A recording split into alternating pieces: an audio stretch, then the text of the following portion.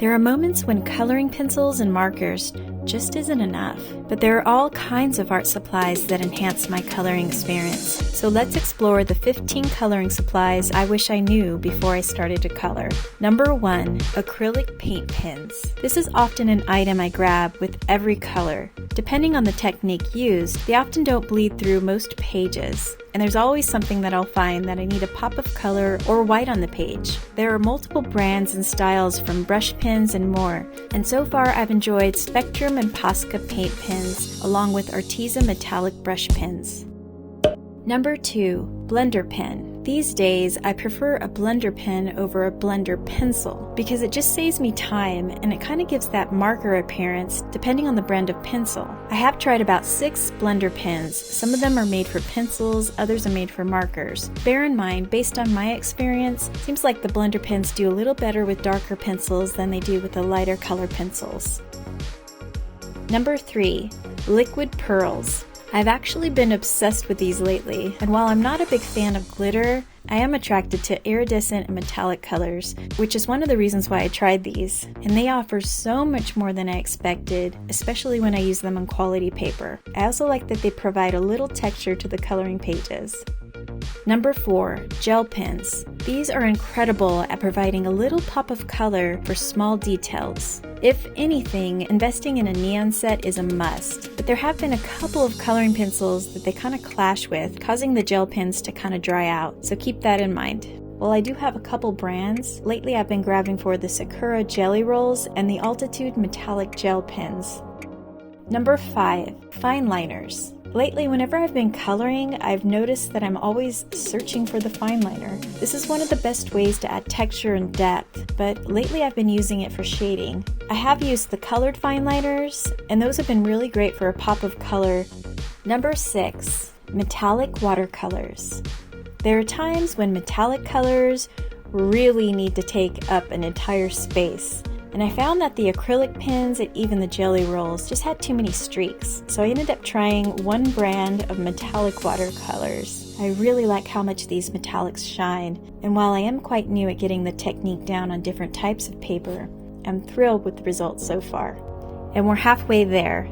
If you have a favorite, please share it in the comments. And don't forget to like this video if it helps you in some way. Next up, number 7. Neo Color 2. As I started using watercolors lately, I wanted to try the crayon version of watercolors. So I picked up a tiny set to experience them, and they have so much pigment. They're a lot creamier and softer than the watercolor pencils, and that alone made me realize why there's such a hype around them. My dream one day would be to collect all of the Neo Color 2s. Number 8, stencils.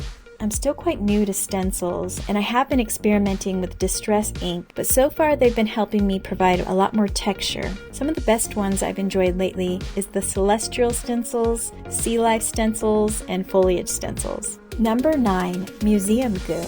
This little goo keeps the stencils in place, and it comes off quite easily with no residue. I also like using it to keep papers in place. I've used it to color up certain areas with a little paper over it so then I can apply other coloring supplies. This is a must-have if you're into adult coloring.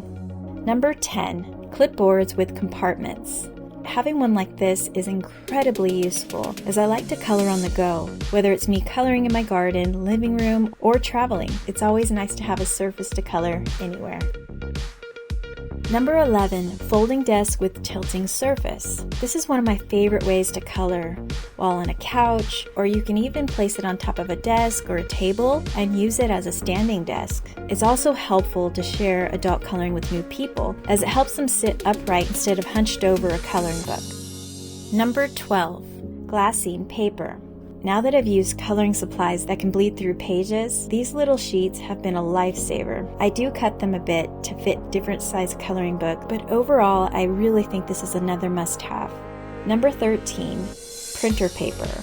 I think this took a few weeks of research to find the perfect printer paper because I really wanted to have the same type of coloring paper as I do with some of the Hannah Carlson and the Maria Troll books. But if you have a printer, it's really a must to have the correct coloring paper because a lot of the illustrators have Etsy stores or sometimes they offer free coloring pages, bookmarks, and other things. So in my case, it's really important for me to have paper that I can print out these types of things. Number 14, makeup storage. I really do enjoy using makeup storage containers or even makeup zipper bags for projects. So whether it's storing the latest projects, coloring pencils, markers, or pencil accessories, this allows me to move my coloring supplies to different locations.